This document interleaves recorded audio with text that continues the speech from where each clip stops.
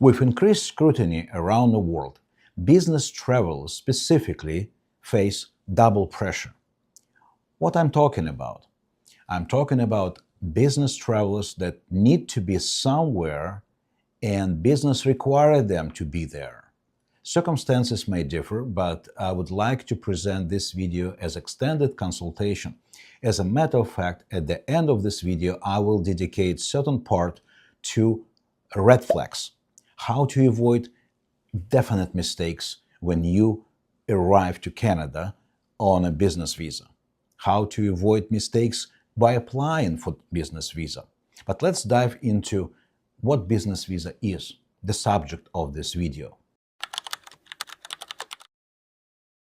The business visa in general, intended for people who would like to attend events or participate in business development.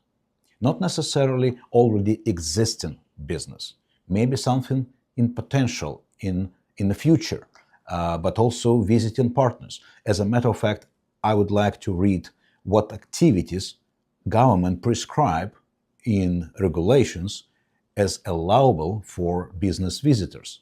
And you can make your own judgment. Attending business meetings and conferences, check. Negotiating contracts and partnerships, check. Exploring investment opportunities, which is very valuable for many investment partners who arrive to Canada and participate in joint venture development, for example. Conducting market research. Well, it would be foolish to start your operation somewhere without conducting market research first, right? Meeting with Canadian clients, suppliers, or investors, participating in trade shows or exhibitions, and receiving short-term business training. The last one may surprise you because coming for business training rarely fall under business category, but it is. So, why it's important for people to apply the right way? Well, first, let's identify who can apply. Well, you apply for business visa if you have your main source of income outside Canada. This is very important distinction. Income outside Canada. You're not getting employed in Canada. That's position number 2.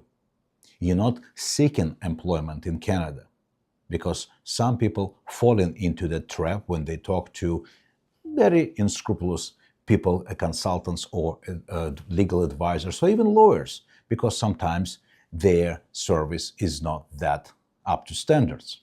So your activities must be temporary. I'm talking about activities in Canada. That's the nature of your business visit. And you're not entering Canadian labor market. Worth repeating. Now, since we know what business visa is, it's useful to understand who can apply for business visa. Again, referring to regulations and internal memos of IRCC, I would like to give you a list of those who can use this program. Well, some of them obvious: entrepreneurs and startup founders. Of course, you need to be here, at least for a short period of time. Foreign company executives and directors. Again, don't be confused with work permits, like visa for executives or special LMIA-based permits or intra-company transferees. Those are separate, and we have special videos for those. Investors and shareholders of the company. Of course, if you have a minor amount of shares, if you're a minority shareholder, it's very hard for you to convince IRCC that you have to be here. But let's say you substantial owner of the company or majority shareholder, of course, your presence time to time required.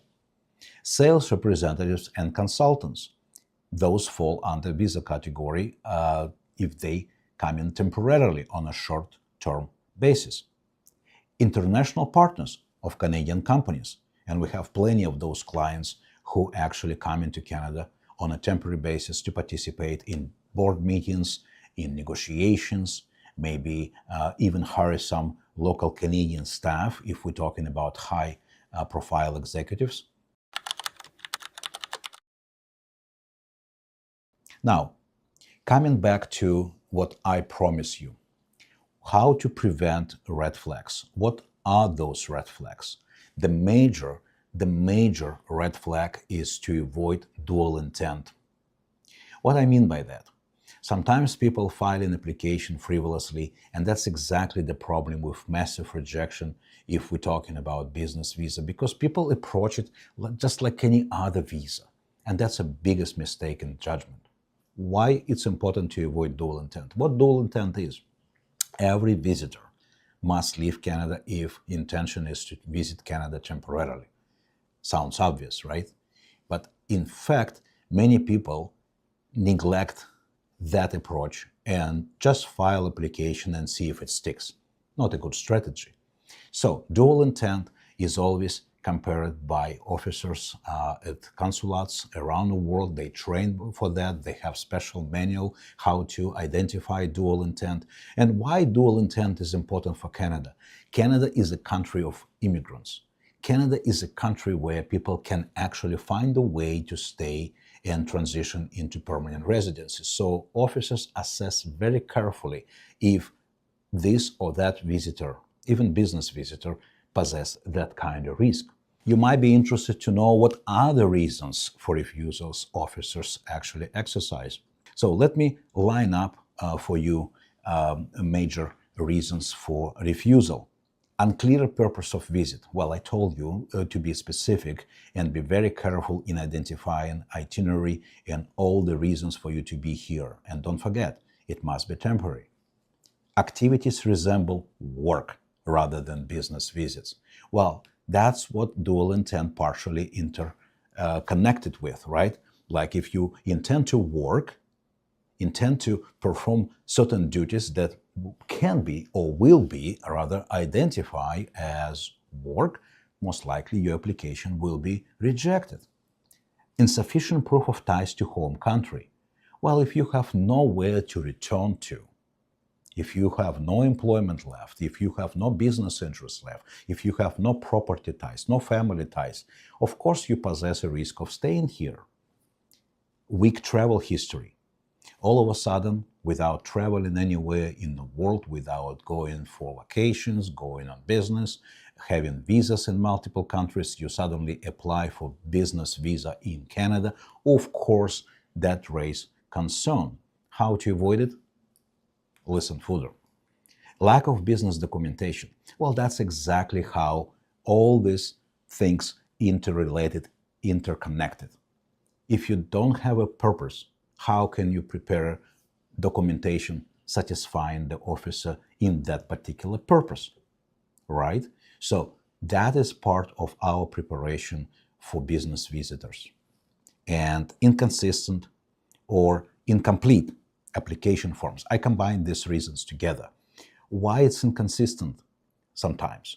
Well, people say different things about motivation, about their intention, about their whereabouts, about their background. It's inconsistency. Very close and thin line with misrepresentation, by the way. You can watch our video about misrepresentation and what that thing carries. 5-year ban, let me remind you. So, incomplete application forms. Well, if you send something and you're not satisfying immigration officer with complete set of documents, application may be returned or rather rejected. I always tell people, don't try patience of immigration officer.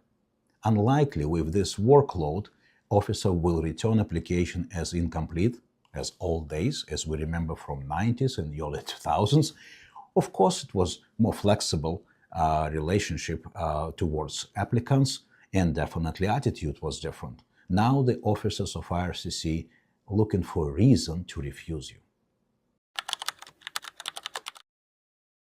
So to avoid that, to streamline your process, to guarantee maximum success rate for your application, not to screw up your business and not to, betray your business interest in Canada, we always suggest to start with proper business consultation. You can find the link below.